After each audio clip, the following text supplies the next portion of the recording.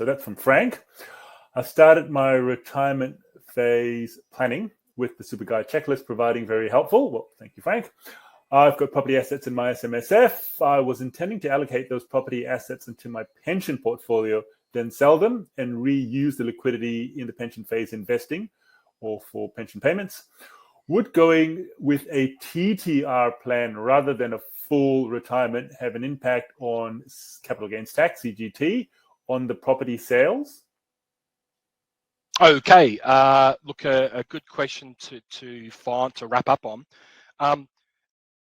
2 points which need to be stressed here, Frank. Number one, the earnings on assets are held within your fund that are used to pay transition to retirement pensions, and those earnings include capital gains tax. They are not exempt from tax. So the tax exemption that we usually get on fund earnings only applies to retirement phase income streams. The exemption doesn't apply when the pension being paid is a transition to retirement pension. So based on your question, intending to sell an asset, can I use a TTR for tax?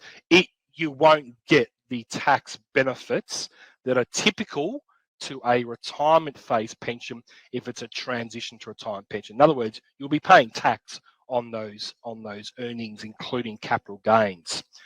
Look, if the asset's been held for longer than 12 months, you would get the usual 1/3 discount. So essentially the capital gains would be taxed at 10% rather than 15%. Okay, so TTRs don't get those same tax concessions.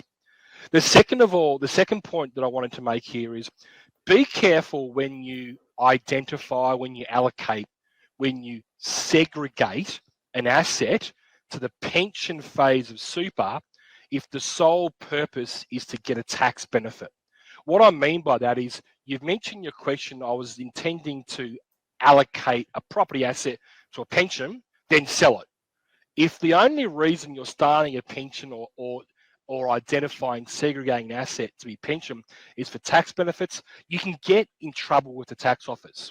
So what I suppose I mean by that is you would ensure that that's not the sole reason for selling it.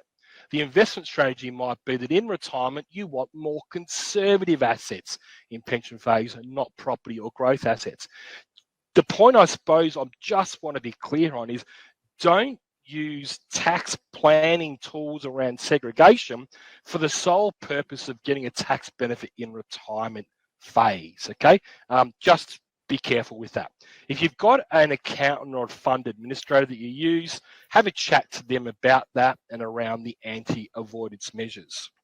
Now, one other thing quickly before I wrap up and hand back to you, Harry, is I need to quickly cover off a question around transition to retirement pensions here, where we've ended, and it's relevant for anyone who is currently accessing a transition to retirement pension, where they are either turning 65 before 30th of June or where they're retiring at 30th of June. So in the next couple of weeks, if you're turning 65 or retiring and you're receiving a transition to retirement pension, there's something that you need to be careful with. What it is when you are in receipt of a transition to retirement pension and you meet a condition of release that gives you full access to money, so full access to your super, those conditions of release include turning 65 or retiring. What happens is your transition to retirement pension at that date, on that date, that TTR becomes a retirement phase income stream, and it gets assessed against your transfer balance cap. Now, why I just want to stress this is if that happens this year, you'll be assessed against the $1.7 million transfer balance cap because the event occurred before 1 July. At 1 July, we know that 1.7 is going to be indexed to 1.9 million.